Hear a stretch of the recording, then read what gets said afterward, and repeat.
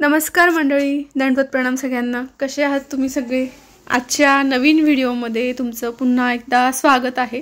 आणि खरं तर नवीन व्हिडिओ नाही आहे, हा त्याच दिवसाचा व्हिडिओ आहे। तुम्हाला मंदिर टूर मी केली बुलढाण्याच्या इथली।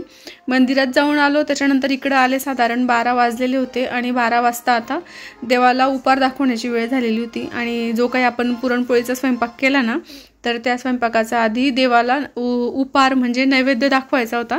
आता उपाराची आरती वगैरे होईल, बाबांची पूजा होईल आणि त्याच्यानंतर मग सगळेजण जेवायला बसतील।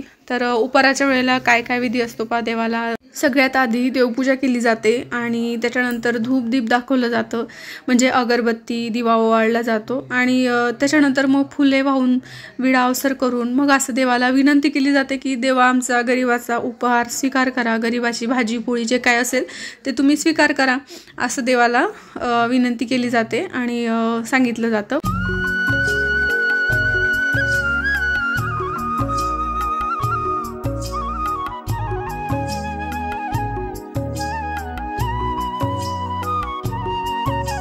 आणि पंगत आमच्या दोघं बहिणींकडून होती ना, तर त्याच्यासाठी आमच्या दोघांच्या हाताने देवाला उपार दाखवण्यासाठी ताट तिथं ठेवायला सांगितलं।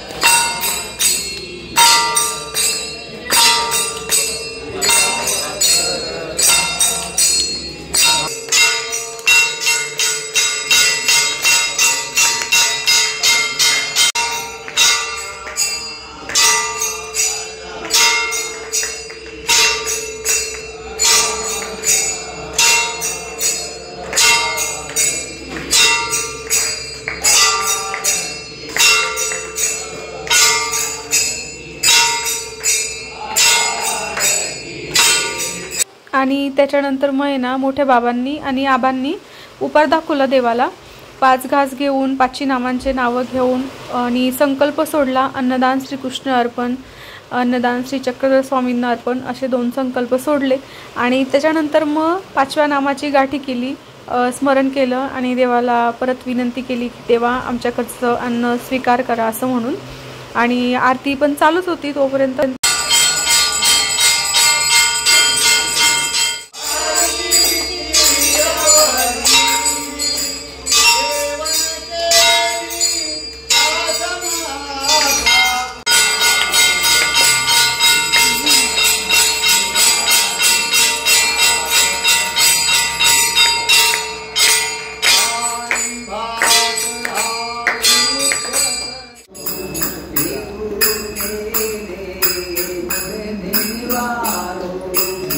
गुरु बेटे मुझे निवालो।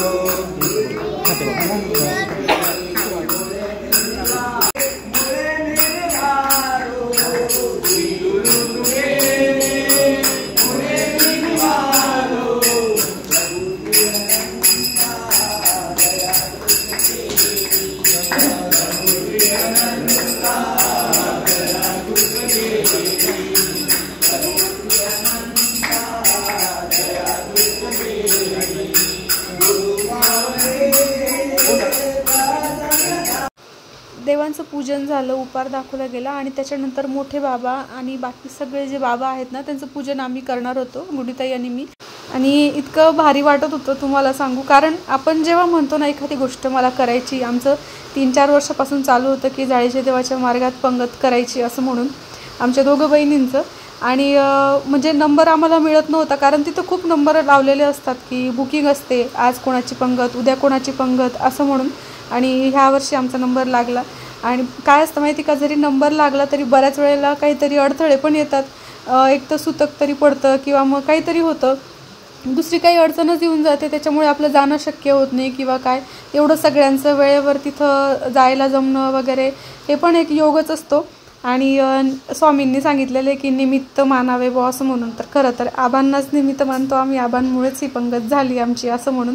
आणि सोबत आम्ही बाबांना आहे ना वस्त्रदान पण केलं आणि छान वाटलं, म्हणजे खूप छान वाटलं.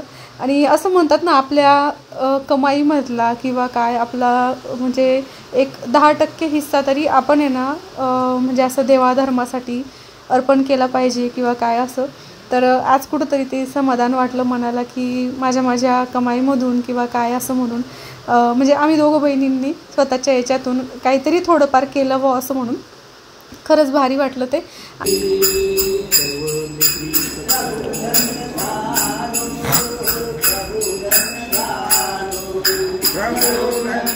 आणि त्याच्यानंतर साधारण आता वाजले असतील 1:30. तर ह्या वेळेला सगळेजण मग जेवायला बसले. महिलांचा तिकडं जो मार्ग आहे ना सगळ्या आईंचा, तर तिकडं त्या आईंचा पाळा झाला, तिकडं ते जेवायला बसतील. आता इकडं हे सगळे बाबा लोक बसलेत जेवायला आणि ही पाहुणे मंडळी म्हणजे आपण गृहस्थ लोक जे असतात ना ते आम्ही पण इकडं बसलो. आणि खूप छान स्वयंपाक झालेला होता, पुरणपोळीचा मस्त झालेला होता, आमटी पण भारी झालेली होती. आणि या तुम्ही पण जेवायला. खरं तर हे जेवण माझं 2-3 दिवसापूर्वीच झालेलं आहे. आणि जेवणं झाले त्याच्यानंतर पुन्हा आम्ही बाबांचं म्हणजे भेटायला आलो बाबांना की आम्ही निघतो असं म्हणून. आणि त्याच्यानंतर मग निघालो. आणि त्याच दिवशी मी लगेच इकडे येऊन गेली होती रविवारीच, पण मग फक्त व्हिडिओ वगैरे तुमच्यासोबत शेअर नाही केलं. म्हणजे मी शनिवारी गेली जाळीच्या देवाला आणि लगेच रविवारी आम्ही रिटर्न झालो. तर असा होता मंडळी आजचा व्हिडिओ. आशा करते तुम्हाला आवडला असेल.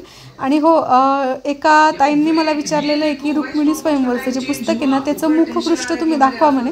तर हे जे पुस्तक आहे ना याचं मुखपृष्ठ जे आहे ना ते असं पूर्ण कोरंच आहे, त्याला काहीच कुठला फोटो वगैरे असं काहीच नाही आहे. आणि मी ते ना असं कवर लावून पॅक पण केलं गेलेलं आहे माझं. तर त्याचं पहिलं जे पेज आहे ना ते मी दाखवते तुम्हाला. पहा रुक्मिणी स्वयंवर असं नाव आहे, संतोष मुनी श्रीकृष्ण राज विचरित असं म्हणून.